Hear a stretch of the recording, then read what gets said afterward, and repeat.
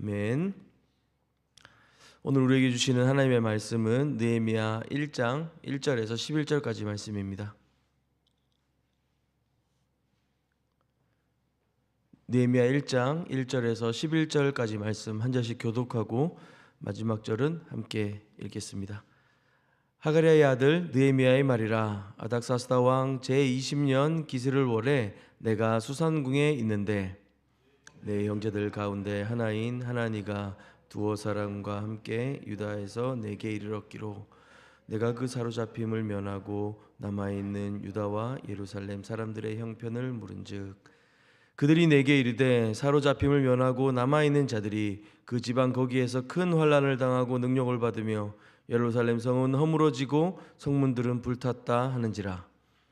내가 이 말을 듣고 앉아서 울고 수일 동안 슬퍼하며 하늘의 하나님 앞에 금식하며 기도하여 이르되 하늘의 하나님 여호와 크고 두려우신 하나님이여 주를 사랑하고 주의 계명을 지키는 자에게 언약을 지키시며 긍휼을 베푸시는 주여 간구하나이다. 이제 종이 주의 종들인 이스라엘 자손을 위하여 주야로 기도하오며 우리 이스라엘 자손이 주께 범죄한 죄들을 자복하오니 주는 귀를 기울이시며 눈을 여시사 종의 기도를 들으시옵소서. 나와 내 아버지의 집이 범죄하여 주를 향하여 크게 악을 행하여 주께서 주의 종 모세에게 명령하신 계명과 율례와 규례를 지키지 아니하였나이다. 옛적에 주께서 주의 종 모세에게 명령하여 이르시되 만일 너희가 범죄하면 내가 너희를 여러 나라 가운데에 흩을 것이요 만일 내게로 돌아와 내 계명을 지켜 행하면 너희 쫓긴 자가 하늘 끝에 있을지라도 내가 거기서부터 그들을 모아 내 이름을 두려고 택한 곳에 돌아오게 하리라 하신 말씀을 이제 청하건대 기억하옵소서. 이들은 주께서 일찍이 큰 권능과 강한 손으로 구속하신 주의 종들이요 주의 백성이니이다. 주여 함께 읽겠습니다.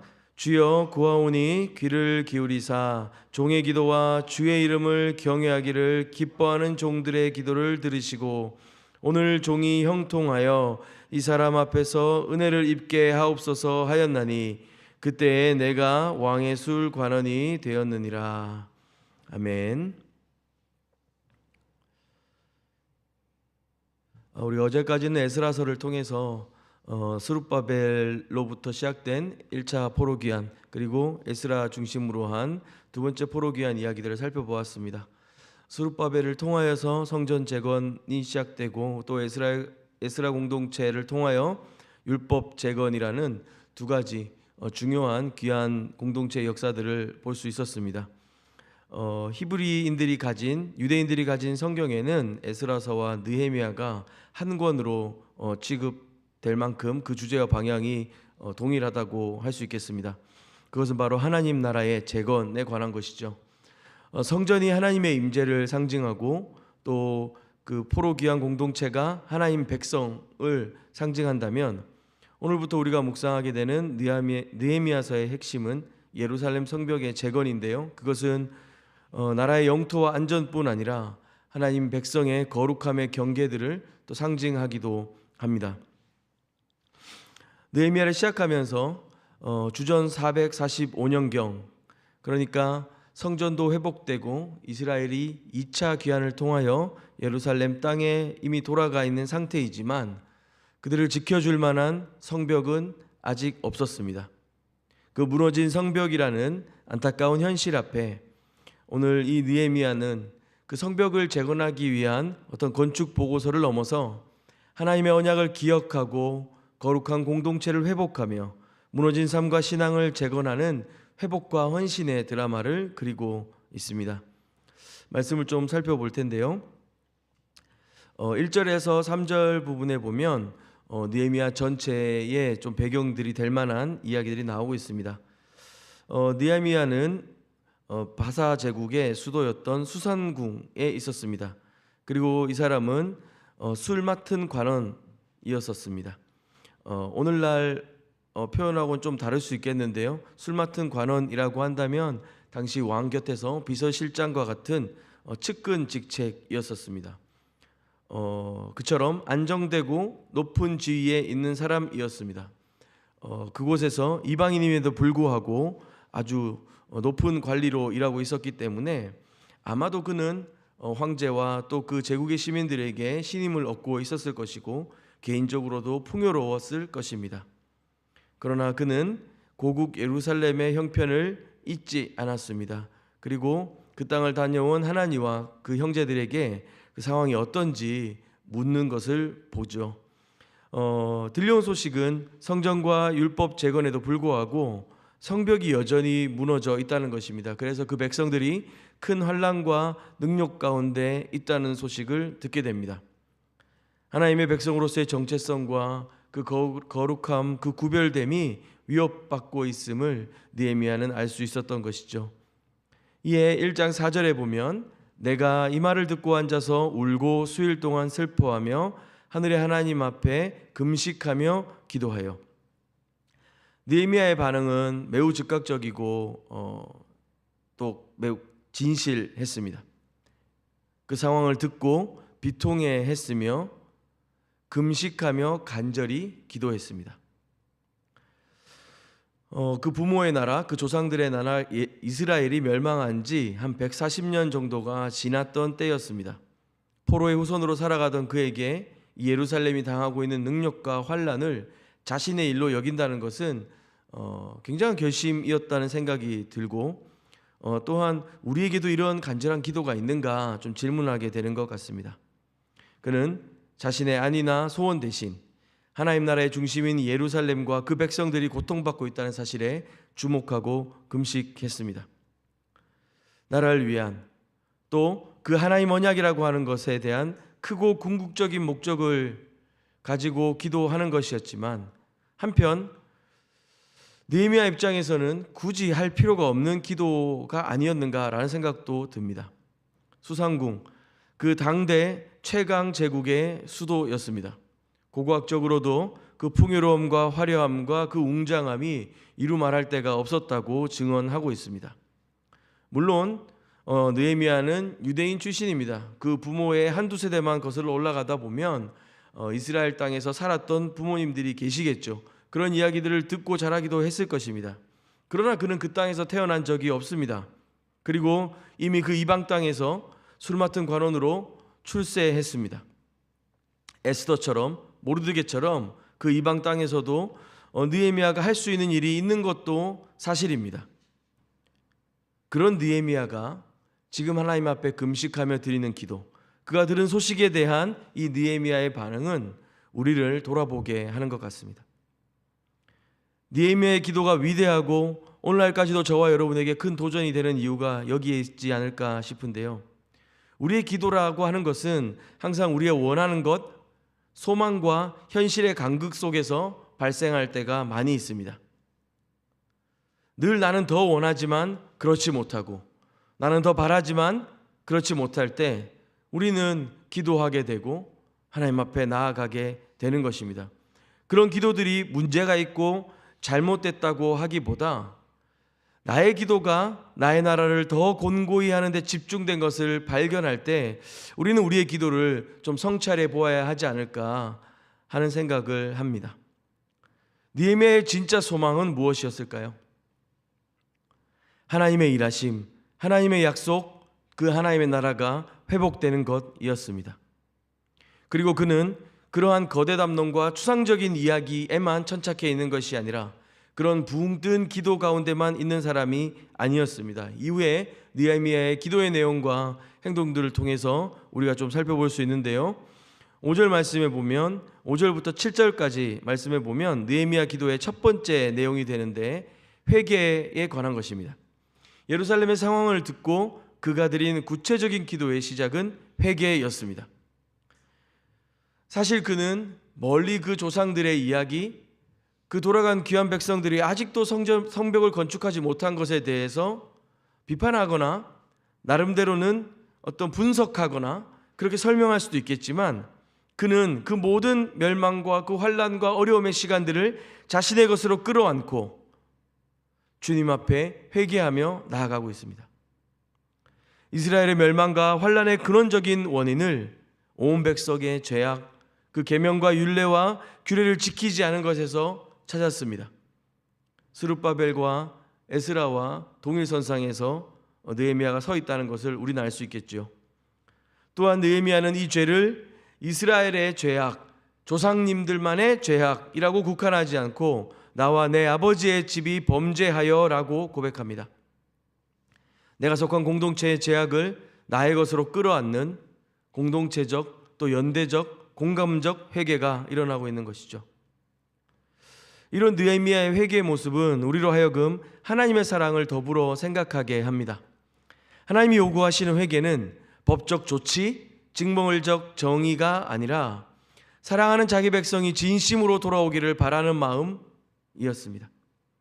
이것은 하나님의 죄악이 관영한 이 땅의 피조물들을 향한 경고이면서 동시에 그 사랑으로 공감하시며 아파하시며 부르시는 사랑의 초청이었다는 사실을 기억해야겠습니다. 이 느헤미야의 회개는 그것에 대한 반응인 것입니다. 그 누군가의 죄에 대한 정죄만이 아니라 그 하나님 아버지의 마음이 반영된 것이죠. 공감하고 있습니다. 동질의식으로 끌어안고 연대하고 있습니다.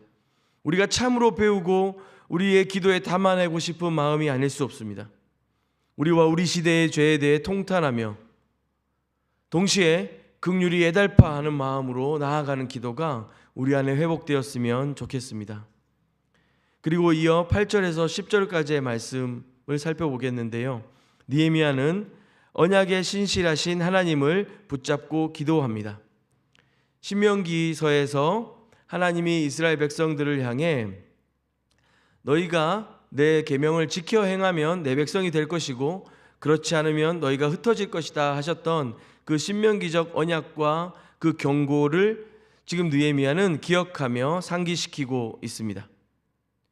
이 기도는 단순히 예루살렘을 위한 어떤 애국심 그런 발로가 아니라 하나님 나라의 회복에 대한 그의 신념과 그 언약과 그 말씀에 관한 확신 위에 서 있는 기도입니다. 오직 하나님만이 그 약속을 이루실 수 있기 때문에 느헤미야는 본인이 가진 지위나 본인이 가진 능력이나 어떤 형편이 아니라 언약의 말씀, 하나님의 약속을 의지하며 기도하고 있습니다.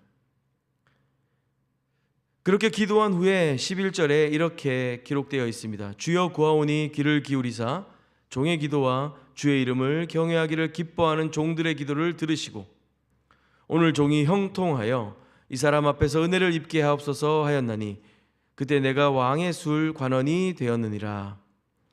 느헤미야는 지금 자신 앞에 놓인 이 과제, 본인이 애달파하며 기도하고 간구하고 있는 이 문제를 위해 하나님의 은혜, 하나님의 손길, 하나님의 시선을 구하고 있습니다. 그분의 눈앞에, 그분의 도우심 앞에 그 형통함으로 은혜를 입게 해달라고 구체적으로 기도합니다.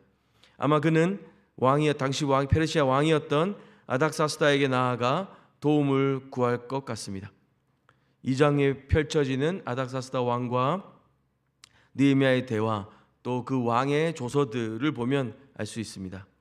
그는 왕의 술 맡은 관원이라는 자신의 지위가 하나님께서 주신 사명의 도구가 되기를 원했습니다. 막연하게 하나님 회복시켜 주세요, 너무 슬픈 일입니다 라고만 기도하고 그치지 않았습니다. 본인이 처한 상황, 하나님께서 허락하신 그 모든 삶의 자리에서 하나님의 뜻을 이루기 위한 구체적인 요청으로 나아갔던 것입니다.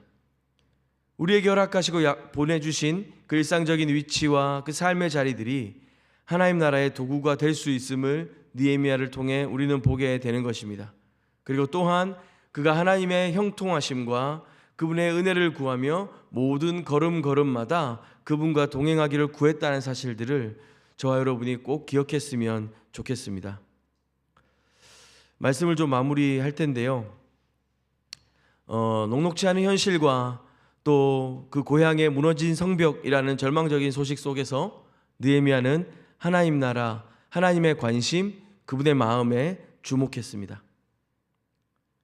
여전히 일하시고 역사하시는 그 하나님의 일하심, 그분의 언약을 신뢰하고 의지하며 주님 앞에 기도로, 회개로 자신의 마음과 옷을 찢으며 주님 앞에 나아갔습니다. 저와 여러분이 우리 자신의 문제뿐 아니라 이 땅에 깨어지고 무너진 그 자리들을 바라보며 이 느헤미야와 같은 마음을 가질 수 있는지, 또 그런 기도로 나아갈 수 있는지 오늘 이 아침에 하나님 앞에 은혜를 구하며 기도하면 좋겠습니다. 그 말씀을 더욱 의지하고 신뢰하며 주님이 약속하신 것들이 오늘 지금 우리의 삶에 나타날 것을 기대하고 소망하며 주님을 의지하며 살아가는 하루가 되었으면 좋겠습니다. 또한 일상의 자리에서 우리의 사명을, 하나님 허락하신 그 부르심을 발견하면서 내가 해야 되는 하루의 일과와 삶들 속에 하나님 은혜를 입어 형통하게 해달라고 구체적으로 기도하며 우리 모든 삶의 자리들이 주님의 은혜의 통로가 되어지기를 주님 앞에 구하고 그 은혜 누리는 저와 여러분이 되었으면 좋겠습니다. 함께 기도하겠습니다. 하나님 아버지, 느헤미야와 같이 무너진 성벽의 소식 앞에 주저앉아 울며 금식하고 기도할 수 있는 마음을 허락하여 주시옵소서. 우리가 우리 자신과 내 아버지의 집이 범죄하였음을 겸손히 자복하며 주님의 이 거룩한 성벽이 무너진 채로 큰 환난과 능력을 당하는 이 땅을 바라보며 우리가 마음을 쏟아 긍휼히 기도하고 간절히 기도할 수 있도록 주님 우리를 인도하여 주시옵소서. 주의 그 신실하신 약속과 언약을 기억하며 그 주님의 이름 앞에 다시 모아주실 것들을 바라보고 그렇게 돌아오게 하실 것을 기대하며 회복의 역사를 꿈꾸게 하여 주시옵소서. 오늘 허락된 우리의 일상 속에서 주님 나라를 위한 은혜와 형통함을 입게 하시고 주님 그 일로 모든 축복의 통로의 삶 감당하는 성도님들 되게 하여 주시옵소서. 예수님의 이름으로 기도합니다. 아멘. 우리 함께 두 가지 먼저 좀 기도할 텐데요. 먼저는 개인과 가정을 위해서 기도했으면 좋겠습니다. 우리의 일상의 자리에서 하나님의 그 구체적인 사명들을 구하며 오늘 하루 우리 자신과 우리 가정이 하나님의 이 축복의 통로로 쓰임 받을 수 있도록 주님께서 허락하신 그 은혜가 무엇인지 발견하고 고백하는 하루 될 수 있도록 기도했으면 좋겠습니다. 또한 이어서 기도하실 때 교회를 위해 중보해 주십시오. 우리 교회가 하나님 약속과 말씀을 철저히 순종하며 그 구별된 거룩함을 회복하는 공동체 될 수 있도록 중보해 주십시오.